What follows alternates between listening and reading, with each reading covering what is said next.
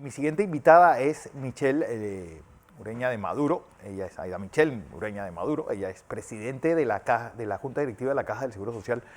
Ha sido también representante gremial de varias organizaciones empresariales. Como siempre, Michelle, bienvenida a Next Noticias y buenos días. Muy buenos días, gracias por la invitación. Sigo siendo miembro de muchos gremios empresariales. No, esa No, que los no has se ha presidido, acabado. que eso me llena todavía más de orgullo.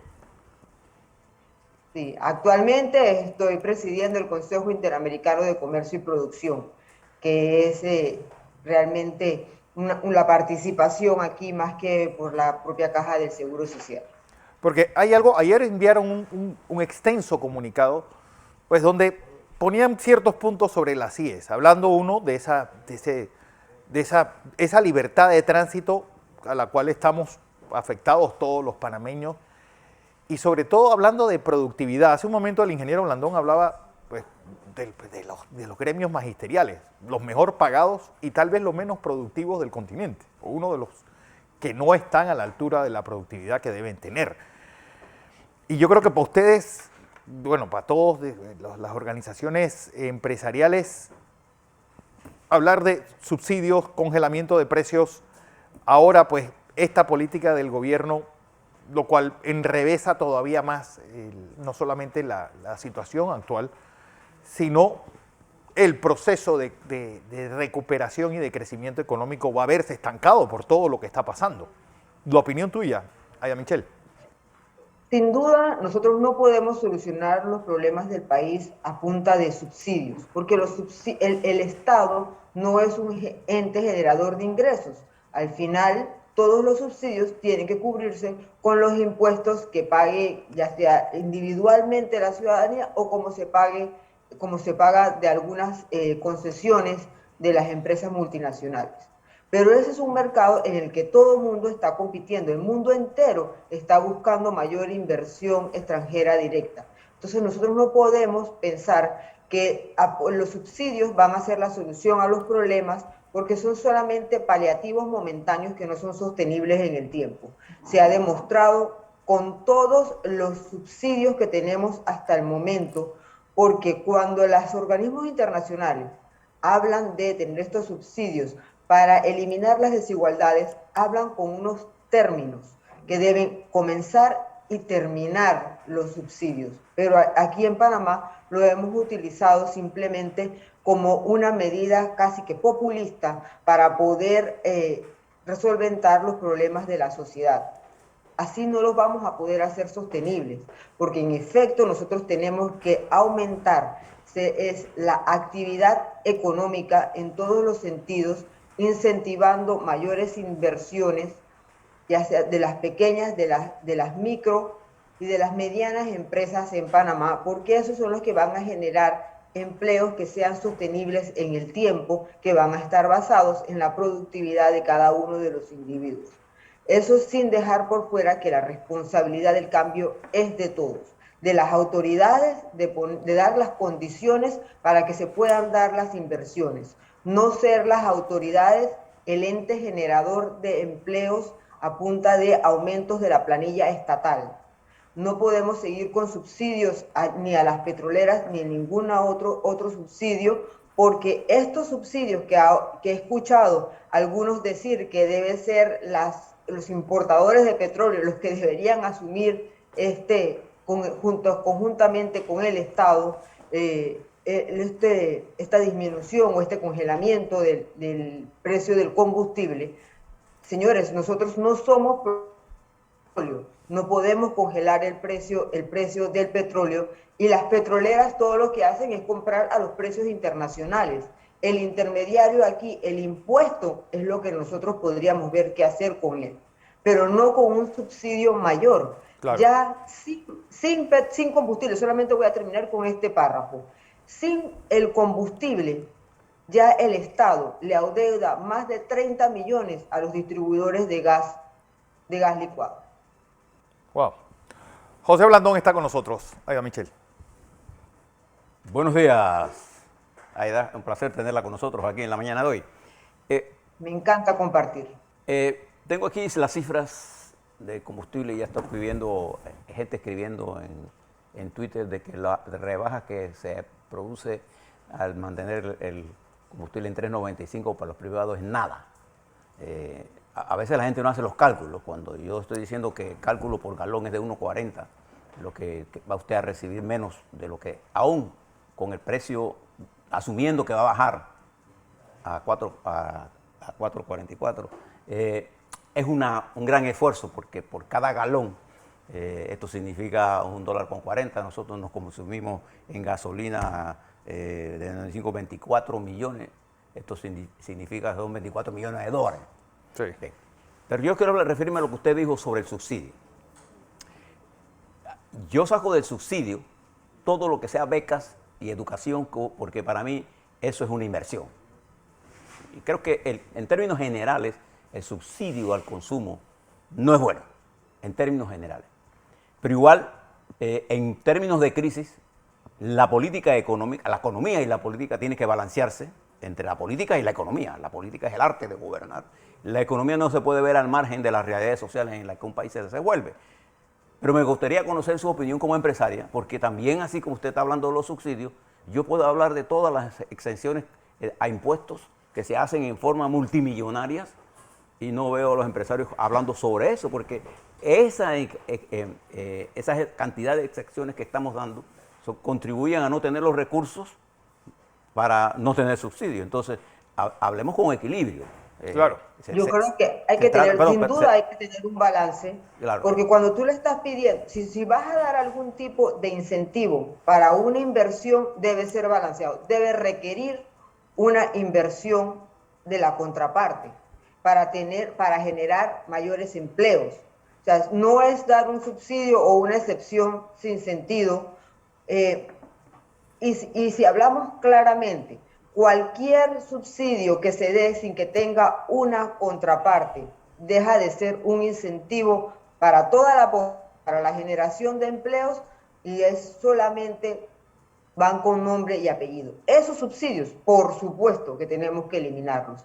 Todos aquellos que den una excepción o un beneficio que sea individual y que no pueda ser transmitido en beneficios indirectos para el país, así, o directos, como son la generación de empleos, no son sostenibles y no son requeridos en el país. Y eso lo vemos cuando hacen como países como en su tiempo, Irlanda lo hizo. ¿Qué hizo? Bajaron el impuesto para todo el mundo, pero todo el mundo tenía que pagar. Eso es un balance entonces en el presupuesto. Pero nosotros tenemos aquí demasiadas diferencias, beneficios para algunos servidores públicos, ese desbalance de lo que va a los montos de retiro, por ejemplo, de aquellos que sean servidores públicos o algunas profesiones que van a recibir un beneficio mayor simplemente porque ocupaban o realizaban otras labores.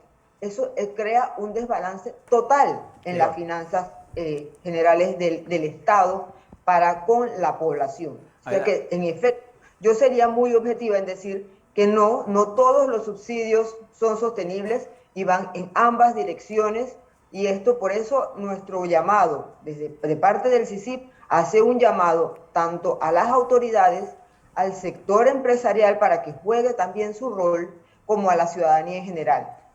Y reitero, la obligación es de todos. Aida, estoy escuchando en algunos sectores del momento de las calles, y yo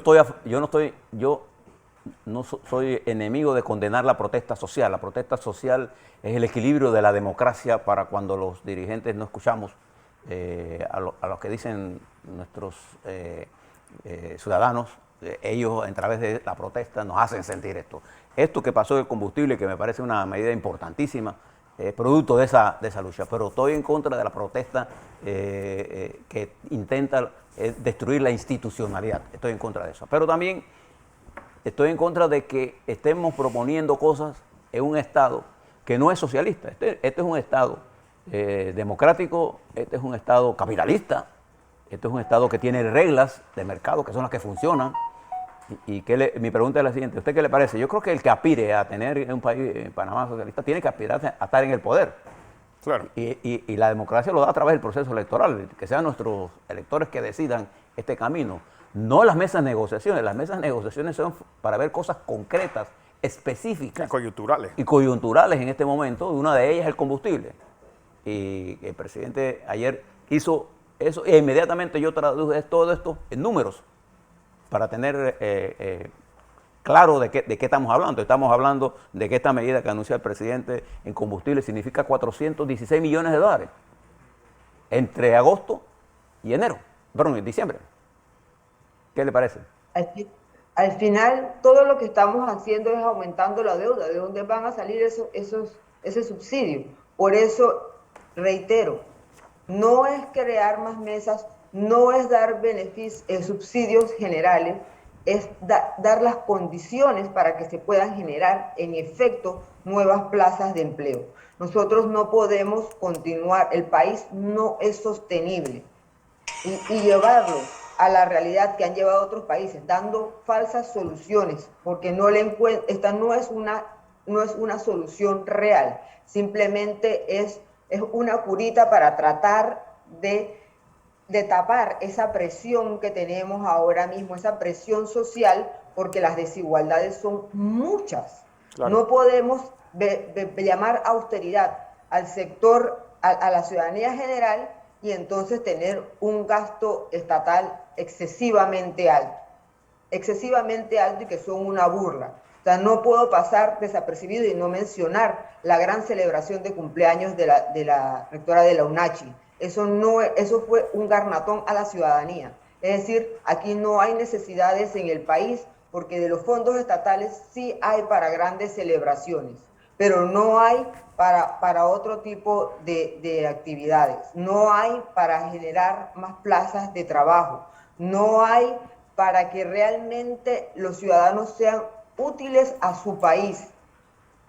Estamos creando que tiene que ser a base de donaciones. Y eso es ese tipo de ideologías las hemos estado amasando a través del tiempo. Esto no es solamente de este periodo de gobierno, esto tenemos muchos años de estar apalancándonos en simplemente dar, sin ningún retorno.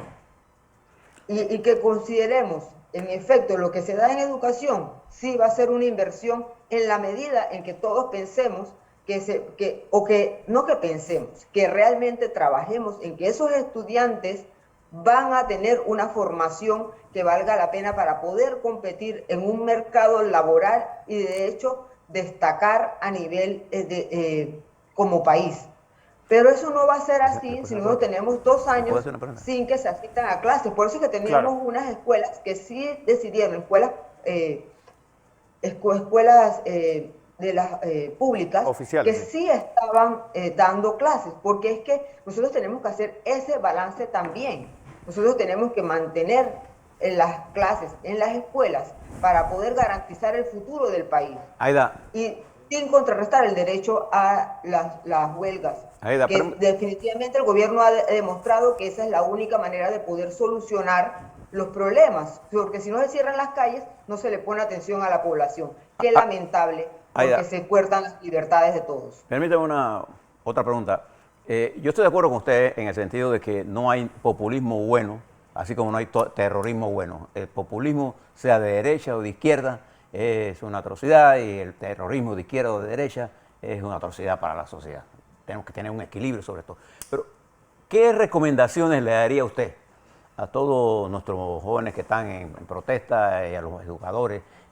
Yo pienso que la gente debe regresar, a los educadores deben regresar a las aulas. Nuestros muchachos ahora mismo están sufriendo demasiado, nuestros niños.